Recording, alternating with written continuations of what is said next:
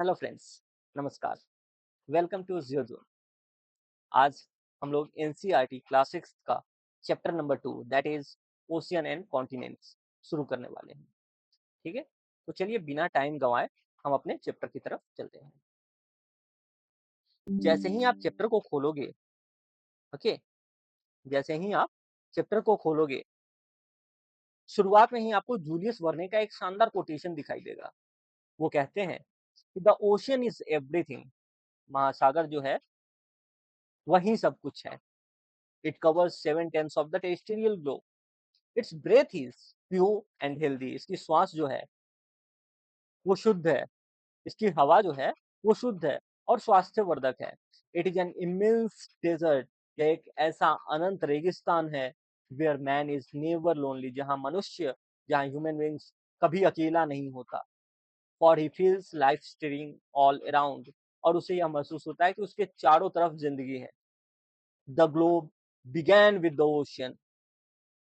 यह पृथ्वी जो है यह ओशियन से ही शुरू हुआ। So to speak, and who knows if it will not end with it. ठीक है, यह कोटेशन जूलियस वर्ने ने 1870 में दिया था। ओके, अब दूसरी चीज यह है कि जब हम पृथ्वी को देखते हैं अंतरिक्ष से, तो हमें कैसा दिखाई देता है? ब्लू दिखाई देता है। ब्लू के साथ हमें कुछ और चीजें भी दिखाई देती हैं, कुछ एक और फीचर्स दिखाई देता है, दैट इज ब्राउन। जो हम ब्लू देखते हैं, these are the water bodies and the brown portions are the land mass। ठीक है, ब्लू जो है वाटर बॉडीज है एंड जो ब्राउन पोर्शन है वो आपका लैंड मास है। ओके, पृथ्वी का जो है 3/4 भाग, 3/4 of the earth surface is covered with water. ठीक है, और इसीलिए जब एस्ट्रोनॉट स्पेस से पृथ्वी को देखते हैं तो वो उन्हें नीला दिखाई देता है। कैसा दिखाई देता है? नीला दिखाई देता है। और इसीलिए जो भी एस्ट्रोनॉट्स स्पेस से देखते हैं उसे नीला दिखाई देने के कारण इसे हम नीला ग्रह भी कहते हैं। अब इसमें भी the largest water bodies are called the oceans. जो हमें लार्जेस्ट वाटर बॉडीज दिखाई दे रही हैं इसमें, these are the oceans. And the largest continuous expanse of land, these are the continents. Okay, clear हो गया आप लोगों को कि ओशियंस एंड कॉन्टिनेंट्स क्या है? Ocean are the water bodies, are the largest water bodies. ठीक है, and what are the continents? Continents are the large continuous expanses of the land. Clear है? देन हम आते हैं distribution of water and land. ठीक है, हम अर्थ को दो भागों में बांटते हैं, northern hemisphere and the southern hemisphere. अगर हम गौर से देखें तो हम यह पाएंगे कि नॉर्दर्न हेमिस्फीयर डोमिनेट करता है लैंड मास को। ठीक है, जबकि सदर्न हेमिस्फीयर डोमिनेट करता है वाटर बॉडीज को। ओके, अगर हम नदर्न हेमिस्फीयर को देखें, दिस इज द ग्लोब, ये आपका नदर्न हेमिस्फीयर है एंड ये आपका सदर्न हेमिस्फीयर है। हम देखेंगे कि नदर्न हेमिस्फीयर में लैंड मास सदर्न हेमिस्फीयर की तुलना में बहुत ज्यादा है। ऐसा क्यों? यह आपको पढ़ने को मिलेगा प्लेट टेक्टोनिक्स में। जब आगे जाकर आप प्लेट टेक्टोनिक्स पढ़ोगे, पैंजिया पैंथेलासा, ठीक है, तो वहां पे आपको जाकर समझ में आएगा कि क्यों नॉर्थ नॉर्दर्न हेमिस्फीयर में लैंड मास ज्यादा है और सदर्न हेमिस्फीयर में लैंड मास कम है। ओके, इससे ही आप हम समझ पाते हैं कि ओशियन और कॉन्टिनेंट्स जो है वो इक्वली डिस्ट्रीब्यूटेड नहीं है between the northern and southern hemisphere. Northern hemisphere holds significantly more land while the southern hemisphere is dominated by the oceans। ठीक है, अब हम इसमें देखेंगे कि the blue areas on such polar map shows oceans and their small extensions. इसमें आप देखोगे कि ओशियंस तो आपको दिख रहे हैं, प्लस साथ साथ कुछ स्मॉल एक्सटेंशंस भी दिख रहे हैं। These are the seas, bays and gulfs. क्या है ये? सीज हैं, बेज हैं एंड गल्फ्स हैं। अब इन तीनों का डिफरेंस क्या है? सीज क्या होते हैं, बे क्या होते हैं एंड गल्फ क्या होता है? सी जो है ओशियन का बड़ा हिस्सा होता है। सी क्या होता है? ओशियन का बड़ा हिस्सा होता है जो लैंड से पार्शियली घिरा होता है। ओके, यूजुअली यह बड़ा होता है, वाइड ओपनिंग होती है, ठीक है, लेकिन यह पार्शियली घिरा होता है, दैट इज द सी। जैसे कि आपका मेडिटेरेनियन सी हो गया, ब्लैक सी हो गया। ओके, तो ये सब सी हो गए आपके, अरेबियन सी हो गया आपका, ठीक। देन आप आ जाओ बे की तरफ। बे क्या है? तो पानी का एरिया जो तीन तरफ से लैंड से घिरा हुआ हो, जैसे कि बे ऑफ बंगाल, ठीक है, ये आपका मैप है। बे ऑफ बंगाल तीन तरफ से लैंड से घिरा हुआ है, ठीक है। इसका वाइड ओपनिंग होता है और कंपैरेटिवली जो है ये स्वैलो होता है, ठीक है, that is the bay. And then अब लास्ट गल्फ क्या है?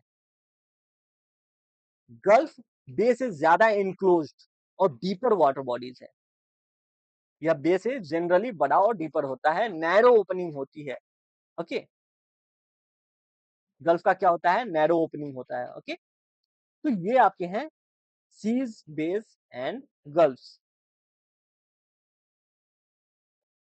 कितना समझ में आ गया आप लोगों को?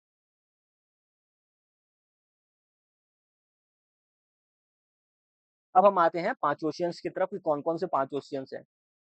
पांच ओशियंस में आप देखोगे ओशियन के नेम और उसके शेप, ठीक है, ओशियन के नेम एंड शेप दोनों ही आप याद रखना। पैसिफिक ओशियन, ठीक है, सबसे बड़ा ओशियन कौन सा है? Pacific ocean. शेप क्या है इसका? ट्रायंगुलर शेप है। ओके, अगर आप अटलांटिक ओशियन को देखोगे ये सेकेंड सबसे बड़ा है, that is S in shape, ठीक है, Atlantic Ocean S in shape, ठीक है। थर्ड पे आता आता है Indian Ocean. Indian ocean is also triangular in shape, ठीक है, इंडियन ओशियन भी आपका ट्रायंगुलर इन शेप है। फोर्थ पे आपका आता है कौन सा? Southern ocean, that is ring shape, याद रखना आप, रिंग शेप। एंड लास्ट में आपका आएगा आर्कटिक ओशियन जो कि सबसे छोटा ओशियन है, that is the circular shape. Okay, कौन कौन से पांच ओशियन हैं आप बताइए? Pacific Ocean triangular shape, Atlantic Ocean S shape, Indian Ocean triangular shape, then Southern Ocean ये आपका रिंग शेप्ड है, and Arctic Ocean that is circular, ठीक है।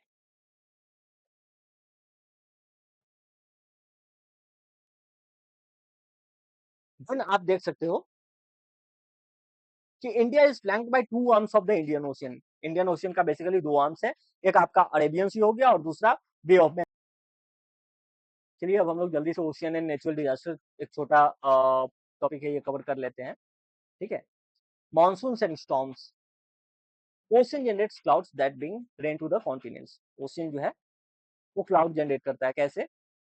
जब सूर्य की किरण पानी पे पड़ती है वो इवेपोरेट करेगा, इवेपोरेशन के थ्रू क्लाउड का फॉर्मेशन होगा, ठीक है, एंड देन वो प्रेसिपिटेट करेगा on the ocean and continents both, ठीक है। इससे क्या होगा हमारा कि जब कॉन्टिनेंट्स पे वर्षा होंगी, ग्राउंड वाटर टेबल रिचार्ज होगा, ठीक है, एग्रीकल्चर में यूज होंगे।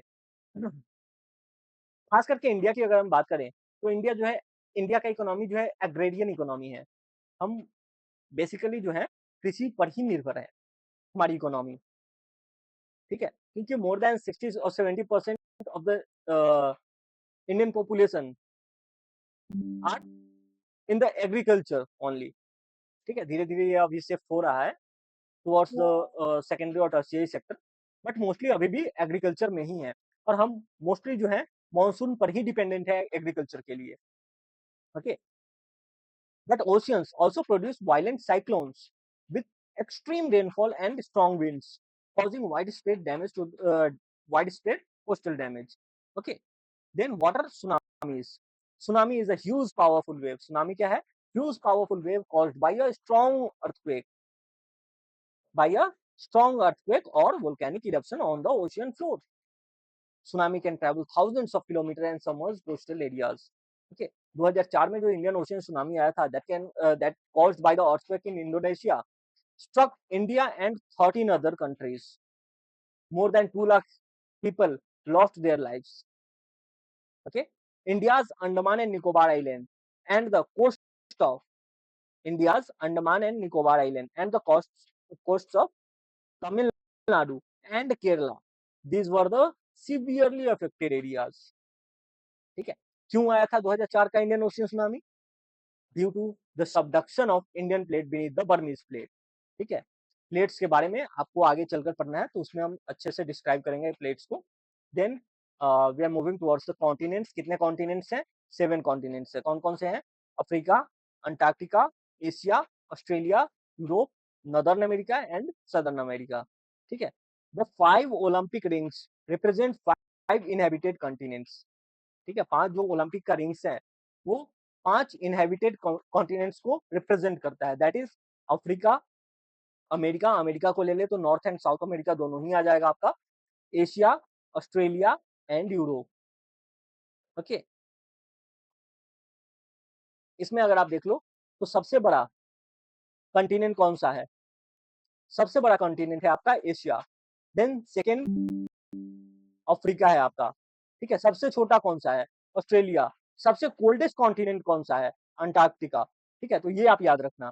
Largest continent Asia, second largest continent Africa, then the smallest continent that is Australia and the coldest continent that is the Antarctica. ठीक है, आइलैंड्स की तरफ अब हम आते हैं। पीसेस ऑफ लैंड, आइलैंड्स क्या है? That are the pieces of land surrounded by water on all sides but too small to be considered as continents. These are called the islands. ठीक है, there are lakhs of islands on the planet of the very different sizes. सबसे बड़ा island कौन सा है? सबसे बड़ा island है ग्रीनलैंड। ये किसका है? डेनमार्क का। ठीक है, ग्रीनलैंड सबसे बड़ा आइलैंड है, that is of Denmark.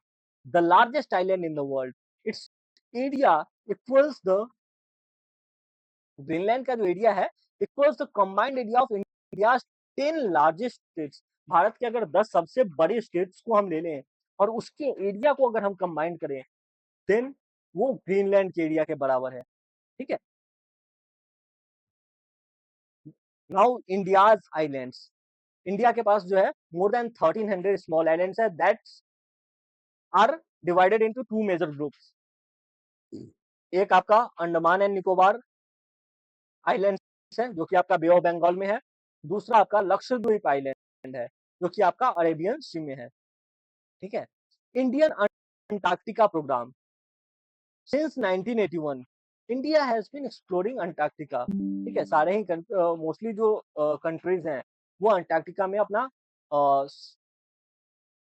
Base station एक बनाए हुए हैं। इंडिया का भी अपना एक बेस स्टेशन है। 1983 में इंडिया ने अपना बेस स्टेशन अंटार्कटिका में पहला बेस स्टेशन जो है स्टैब्लिश किया था, दैट इज द दक्षिण गंगोत्री। ठीक है, about 40 teams of Indian scientists have conducted research on the climate and environment evolution. ठीक है, आप याद रखना कि फर्स्ट बेस स्टेशन इंडिया ने अपना मैं ये पीडीएफ जो है ये भी मैं आपको शेयर कर दूंगा, इसका लिंक शेयर कर दूंगा। ठीक है, तो आप इसको भी डाउनलोड कर सकते हो। ओके, और कुछ भी डाउट है इस चैप्टर में तो आप मुझे कमेंट कर सकते हो। ठीक है, मैं आपको आपके डाउट को क्लियर कर दूंगा। ठीक, अगले वीडियो में फिर हम मिलेंगे, नेक्स्ट टॉपिक में चर्चा करेंगे। ओके, तब तक के लिए नमस्कार, धन्यवाद।